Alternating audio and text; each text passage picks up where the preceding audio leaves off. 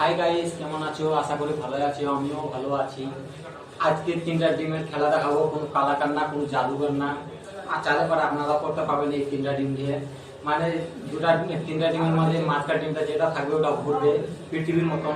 পৃথিবীর বলছে না কি ঘুরছে, সত্যিকারই এই তিনটা টিমের মধ্যে একটা টিমের মাঝখান টিমটা ঘুরবে। তো আমি দেখাচ্ছি খেলাটা, আপনারা দেখুন, আপনারা চালে পরে আপনারা করবেন।